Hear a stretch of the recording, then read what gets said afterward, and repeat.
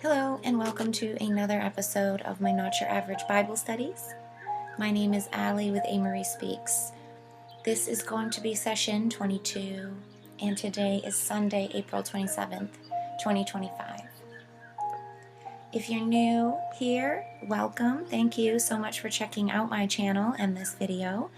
As mentioned, this is episode 22, so we're going to be jumping into where we've left off in the middle of Matthew chapter 12. If you are interested in hearing from the beginning, you can certainly jump back and find those on my channel and listen from the start.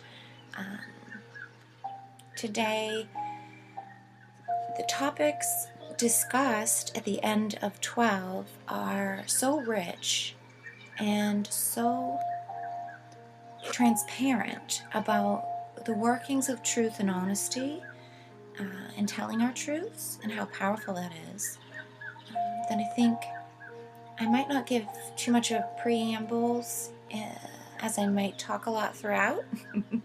So maybe let's just get down to it.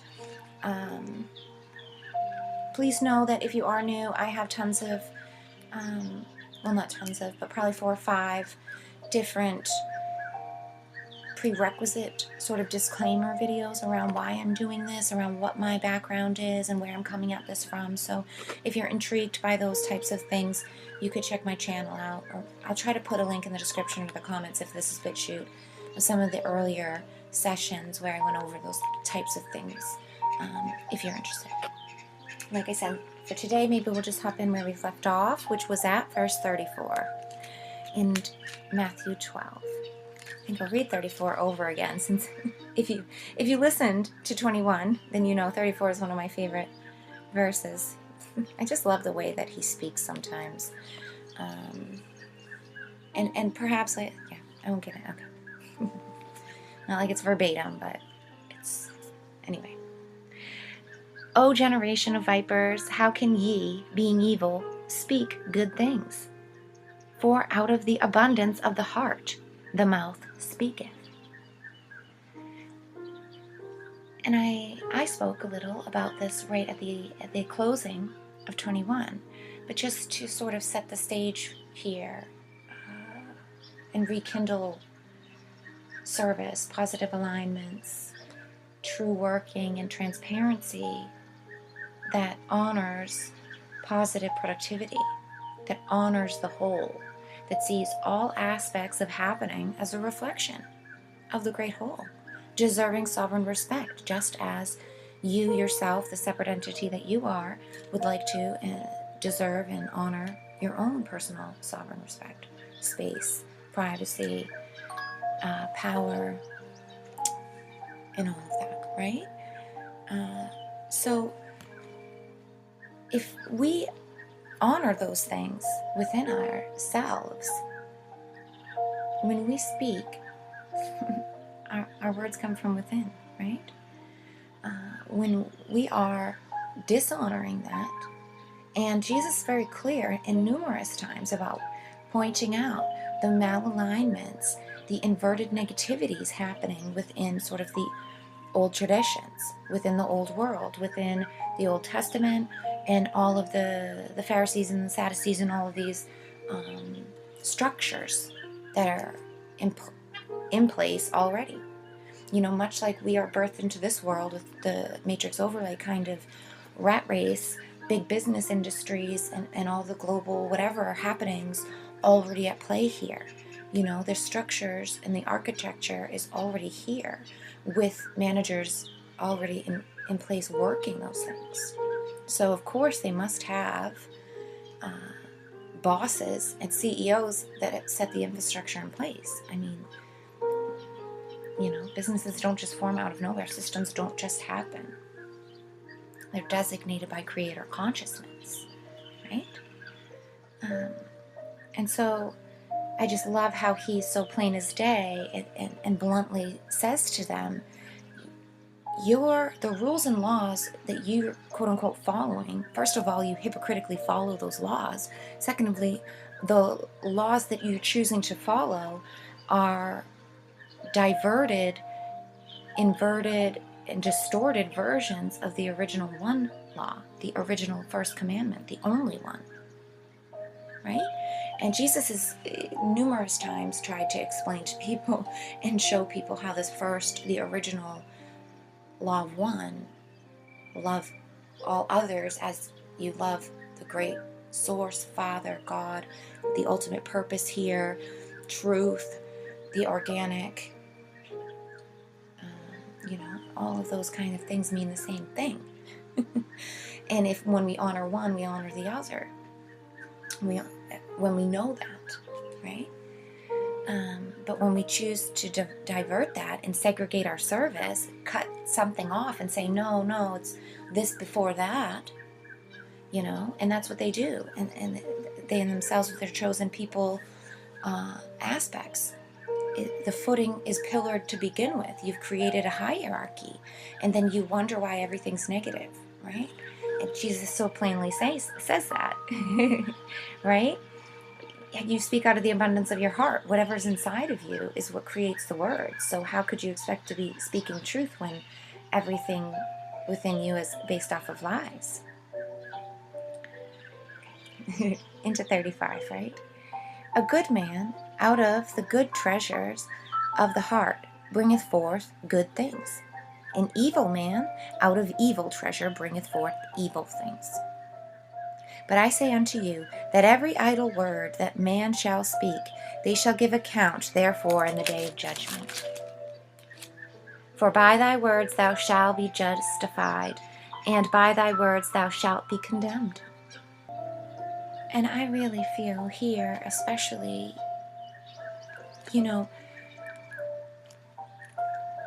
he is saying, or trying to, I think, relay that power and the deep problem that happens when we don't speak our truths.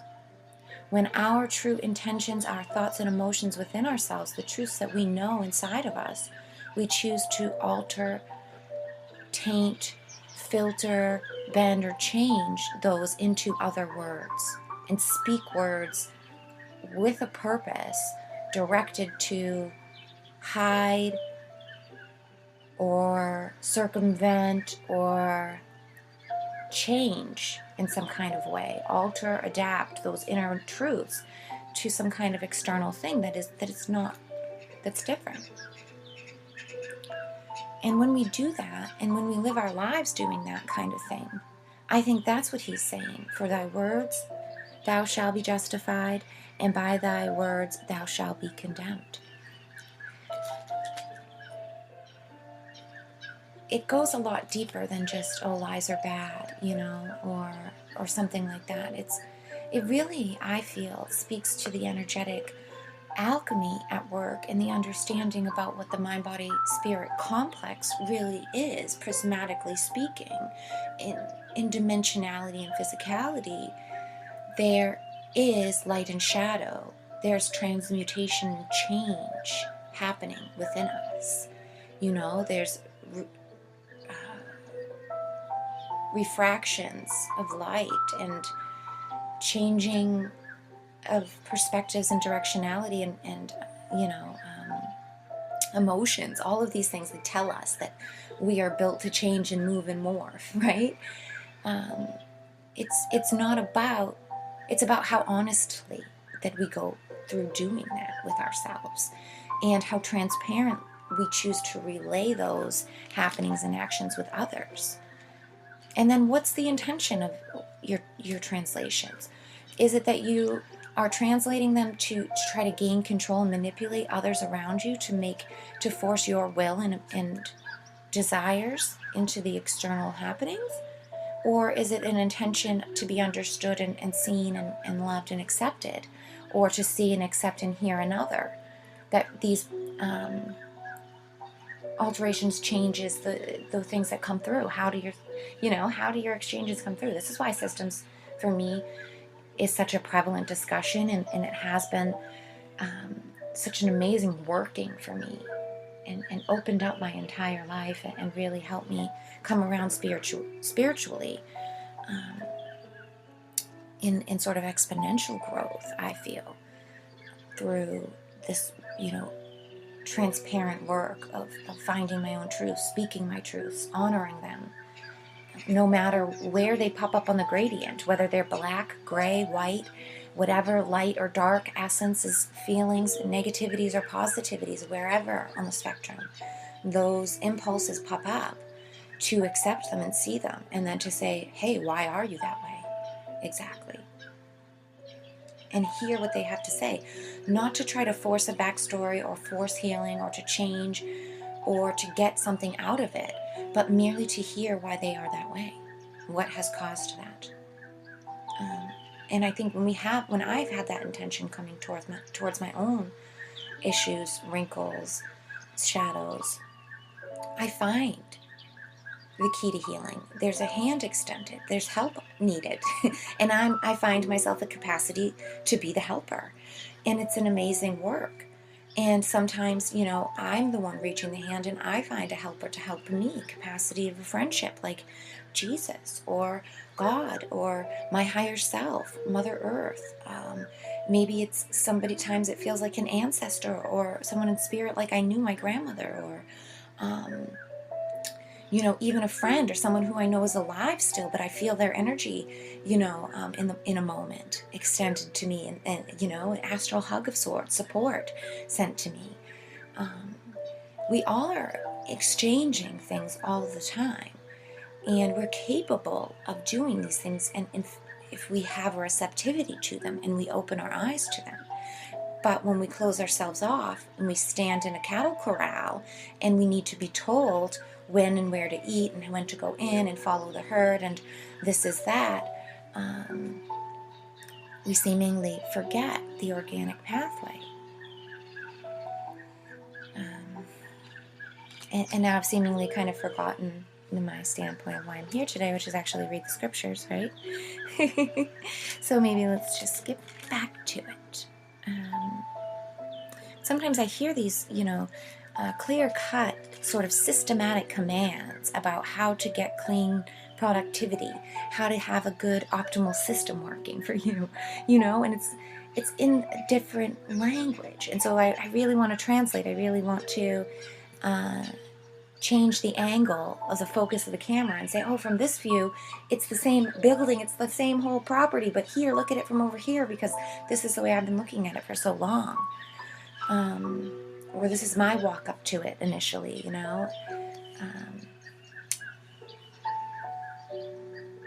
But anyways. Okay, now, skip my pages here.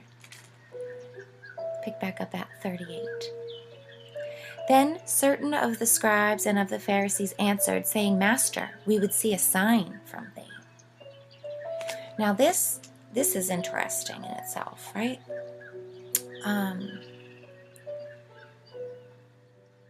This is exactly how negativity works. Debt-based alignments, those things that work off of need and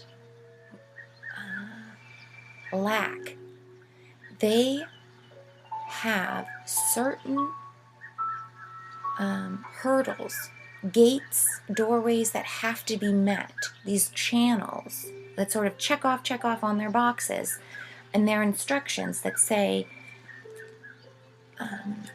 this aligns with our service, we can believe this is true. And one of these things is call to service. In the intention behind being called to service, by which one may initiate and serve the system, defines the person completely, defines the system as well.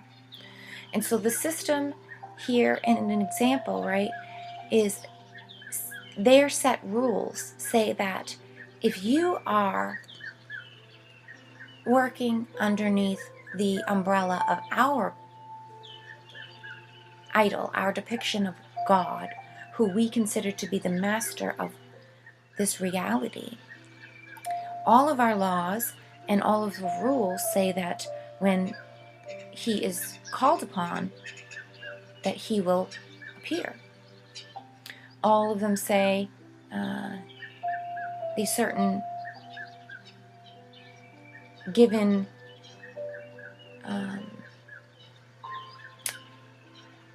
what's the word? Stamps of approval, these certain responses, right? Retribution, this is the word. So negative service, if it puts out any sort of claim or any sort of service out there, in order for you to align with it, you must respond in the way that it expects. It only allows retribution in a certain aspect. And so when the Pharisees here ask for a sign, right, they are basically saying to Jesus, perform and become a cog of the wheel of the negative system now. Let's see your coat of servitude and what badge you're really wearing. Because if you really work for this system, then anytime the system calls upon you, cog, you must serve it. Because that's the base level initiative of a negatively aligned system. It's segregatory and it is hierarchical. It has a singular point that means business and that you serve, that you take off your golden coat of sovereignty, of free choice and free will to do whatever you so please and deem to accord you in your best will. That's what we're all set here with, this beautiful coat of sovereignty, organic service. To serve something negatively or to serve anything before yourself is to be of negative service, right? Anything that would ask you to serve it before you serve yourself in the first point is negative. And so when they say, give us a sign, they're basically saying, be part of the circus show and do a trick now. Because if you are a lion, you must obey the master, the lion master. And we hear the audience is saying, Master, show us a sign. And so, lion, the circus master, of course is going to obey the audience. It gives the audience what it wants. That's what the rules say. And so you better perform. Right? And Jesus very much knows this, that if he was to give them a sign at this point, he is donning on this coat. He's taking off sovereignty of his own true standing and lowering himself into servitude and becoming a slave to the cycle and donning and serving the master of negativity by acting in accordance to the subservience and lowering his frequencies and offering service that is requested by them. And if they're requesting service, then it's only conducive to negativity. It has to be of a negative alignment. So, and he knows all of this, right? And so he answers them and said unto them, an evil and adulterous generation seeketh after a sign. And there shall be no sign given to it, but the sign of the prophet Jonas. And now this is another thing that I think quickly I just want to say about how negative service works. It is always needing more, right? It is always, nothing is never enough. It is always behind on something. It is always thinking that it has to hoard and stock for later. If the cases that needs seem to be temporarily met, it would need more anyways because it can only survive as long as it has X, Y, and Z, right?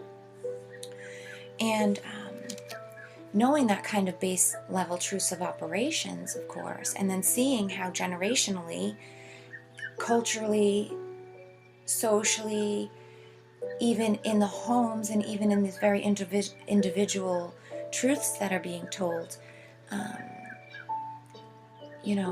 to quote unquote the spiritual sense, they're all corrupted and they're all disengaged and cut off from the Father, from the whole, from source and the one truth. They literally denying themselves that the right to abundant surplus, the right to eternity and infinity, abundant energies by choice. And of course, that's another thing, a whole other setting that, I think Jesus was so aware of, and then saying that, the whole generation's basically just contaminated with it, like mind control, basically.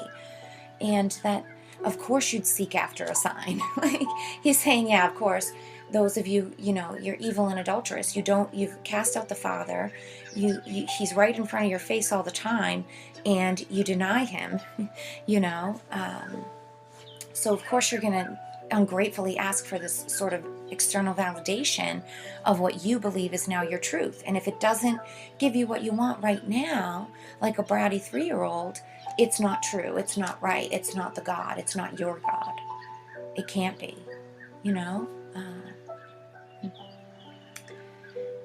And now I'm going to read about the prophet Jonas here. And this is interesting to me and myself. I'm not, like I said, I don't come from a traditional background. I know some of the major Old Testament stories. Jonah's one that I'm relatively familiar with, I guess, but I've never seen like cartoon depictions of it maybe or something. But I've never actually read sort of the whole,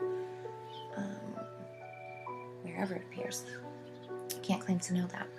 But I like this, because this is almost what I feel is like Jesus' response to almost every sickness and ailment is fast and pray, fast and pray.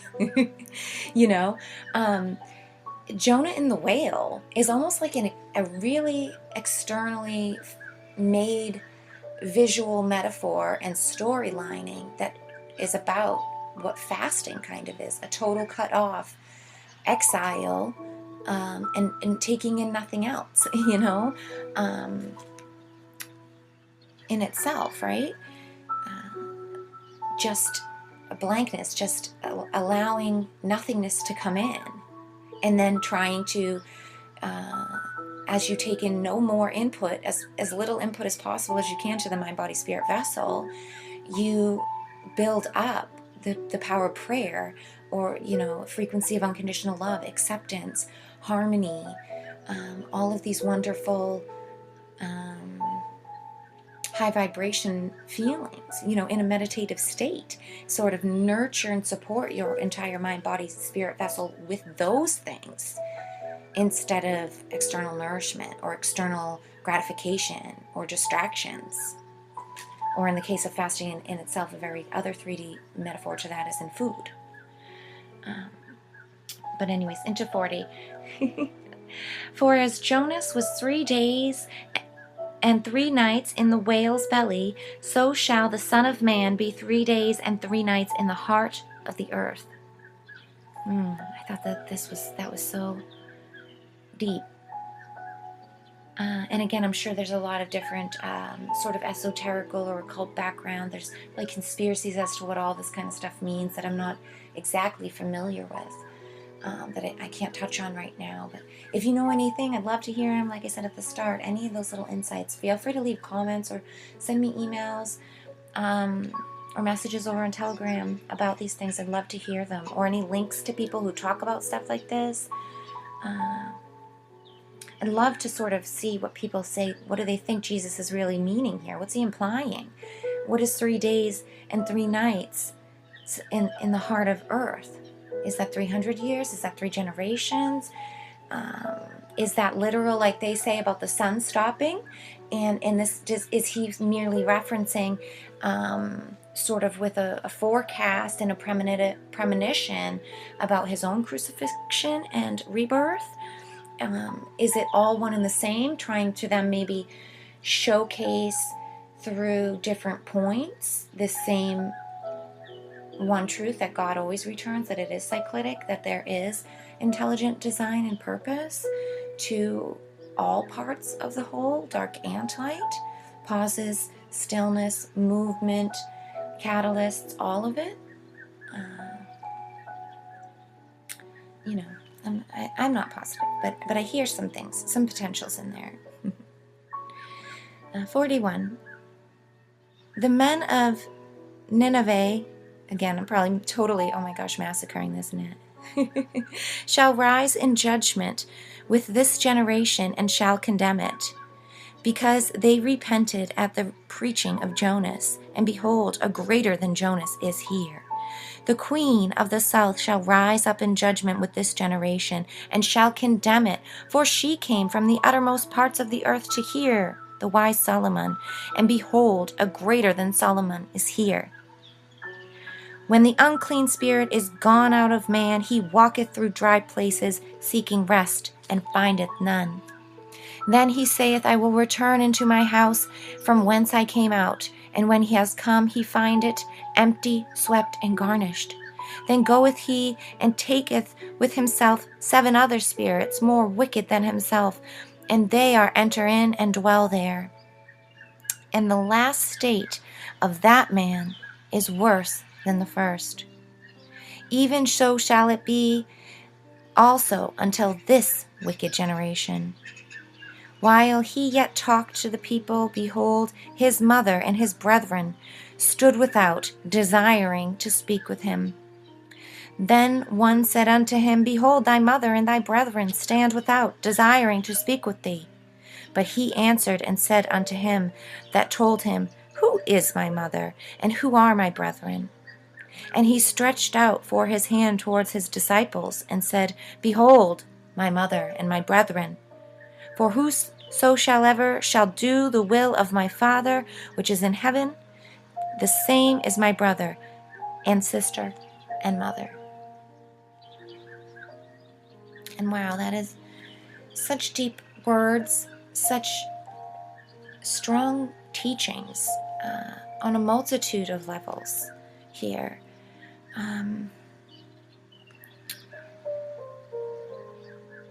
I feel that, like I said, I don't know about the backstories too much as to go into, what he's saying about those who will also rise up to condemn what they're doing now. But it's clear that he's making comparisons to say that what's going on in his present day with the Pharisees that are speaking with him at the moment, right, and everything that's happening, the degradation and everything that's happened in the present day within his world is even worse than all those things. And that, in fact, Jesus himself and the truth being told now is an even greater, more important truth than was happening back then, due to that fact. Because all of that's already happened. We have all of those things that were already should have been learned for, and still you're circumventing. Still you're 10 times 10 creating more manyness, just more excuses and more loopholes and more little stepping holes for you to move around in the shadows and to circumvent the truth and to get away from the light and to excuse the behavior and to try to create a false sense of alignment that doesn't exist. It's and then I look at today's world, it's the same exact thing, and it's so frustrating.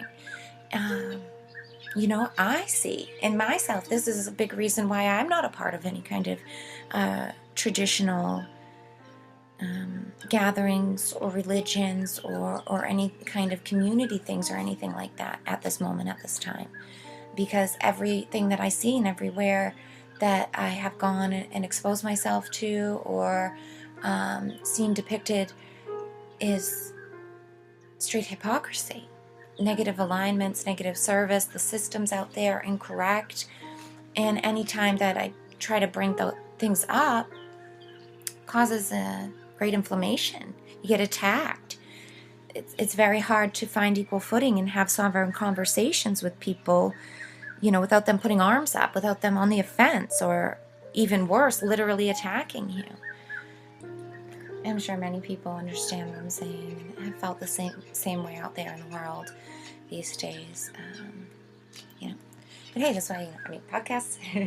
I tend to try to be of good service in the real world and to be as neutral as I can, and to love others and treat others the way I would like to be approached, talked to, honored, even if, especially in places where I'm ignorant of other things, because I don't pretend I know everything. I don't have the wisdom of the whole world and sages and all this kind of stuff. I know there's plenty of things that I'm unaware of, but I would like to come to awareness, humbly. I don't want to be humiliated. I don't want to be demeaned or spoken down, belittled because I don't see something, or I didn't pick up on something, or I missed it, or whatever the case is.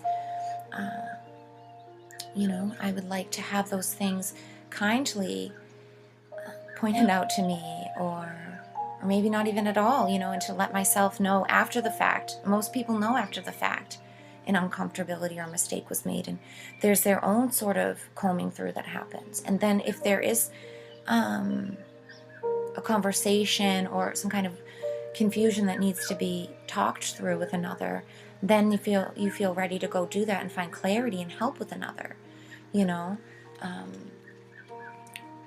I have found in my case anyways. So I try to extend those same things out to others. And that nicety and that kind place is something that I've cultivated and honored long before I ever came around to, reading the Bible or speaking about Jesus or any of these things. But, and I think for myself, it's become even a deeper synchronicity and a more clear confirmation to me now, to be able to actually come around to it on my own knowing, to know that it is a truth. And then to see, and then to hear and see and witness the scriptures and works. And I feel I can hear the truth more clearly than if I had been sort of probably forced into listening to it straight away. But yeah. I guess I will, that's the end of chapter 12. The last bit here I find so important, and also not confusing really, but where he mentions about his mother and brethren out there, and then to say that they're not important, or not really that they're not important, but that they are the disciples and those in front of him are his family.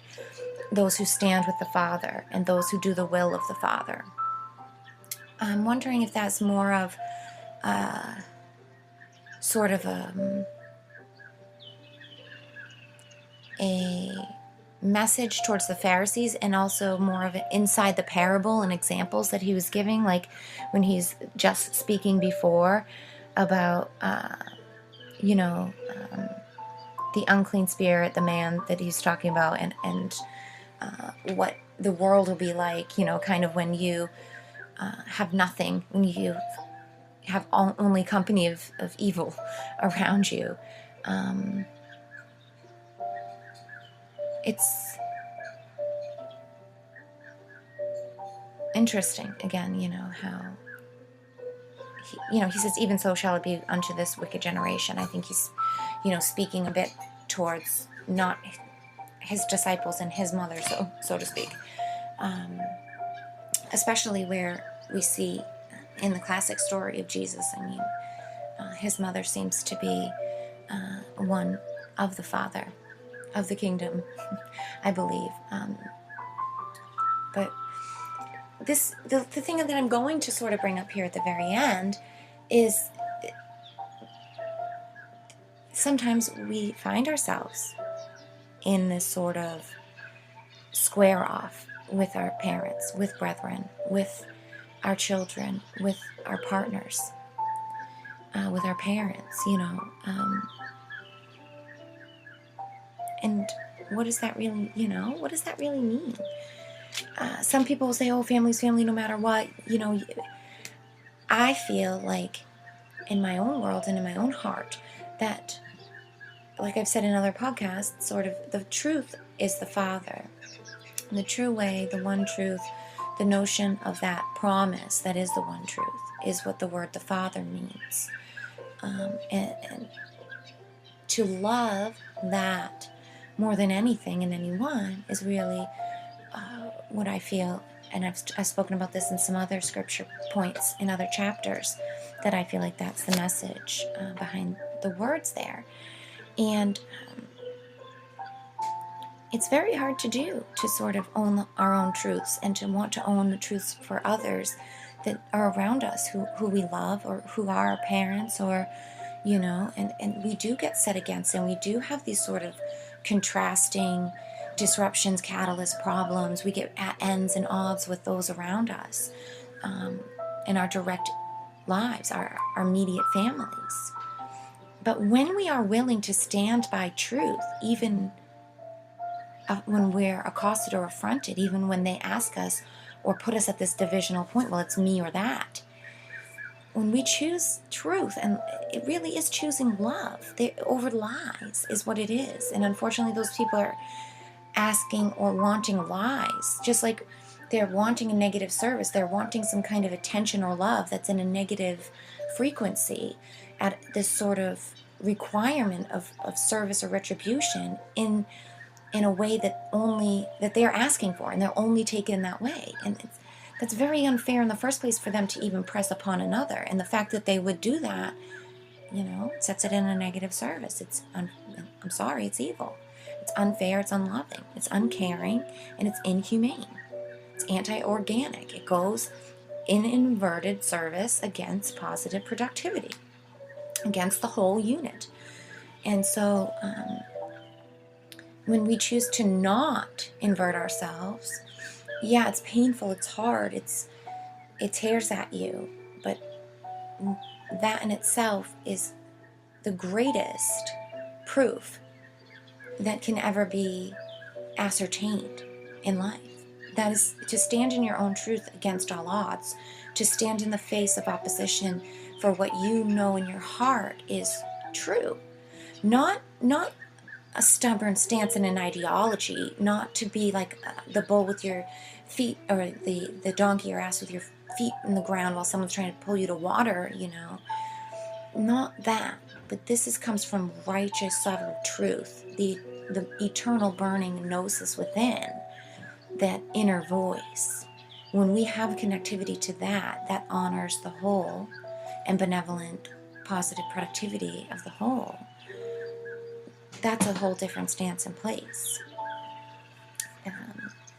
And I believe that's what the connectivity, that's what the kingdom and the notion of the Father and the great Logos and truth is really.